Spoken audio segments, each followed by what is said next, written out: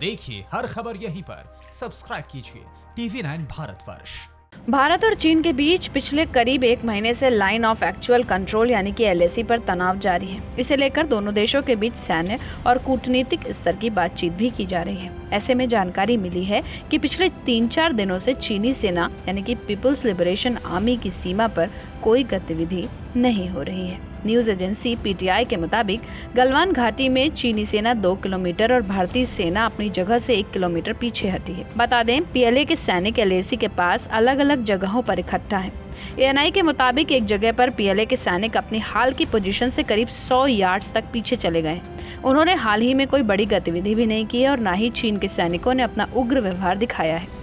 पूर्वी लद्दाख के पास चीनी वायुसेना के विमानों की उड़ान को लेकर भी भारत और चीन बातचीत कर रहे हैं। सूत्रों ने बताया कि दोनों ही तरफ के अधिकारियों के बीच मई के पहले हफ्ते से शुरू हुए इस विवाद के बाद से करीब 12 से ज्यादा बार बात हो चुकी है। बता दें, मई की शुरुआत में चीन ने करीब 5000 से ज्यादा सैनिकों को LAC पर भेज दिया था और वह भारत के कुछ हिस्सों में दाखिल हो गए थे।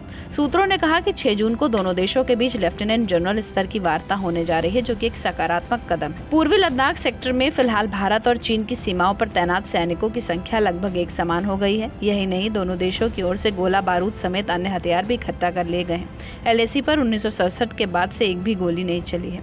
गलवान नाला इलाके में चल रहे निर्माण कार्य को लेकर दोनों देशों के बीच ये तनाव पिछले करीब 1 महीने से चल रहा है। सूत्रों ने जानकारी दी है कि सुरक्षा बल पिछले 2 साल की सैटेलाइट तस्वीरें और इंटेलिजेंस इनपुट खंगाल रहे हैं, जब से चीन ने LAC पर भारत की सीमा के करीब सड़क का निर्माण करना शुरू किया था। उन्होंने कहा कि जब चीन ने निर्माण कार्य शुरू किया, उसके बाद से ही भारत ने भी अपनी तरफ BRO की मदद से सड़कों का जाल बिछाना शुरू किया। यहाँ तक कि चीन के हेलीकॉप्टर्स जो कि गलवान नाला इलाके में भारत की पेट्रोलिंग लाइन के समीप उड़ान भर रहे थे, उन्होंने उसी इलाके में भारत के हवाई जहाज के उड़ने पर भी आपत्ति जताई थी। इस पूरी परिस्थिति पर राष्ट्रीय सुरक्षा का शीर्ष नेतृत्व नजर रख रहा है और स्थिति को आगे बढ़ाने के प्रयास किए जा रहे हैं।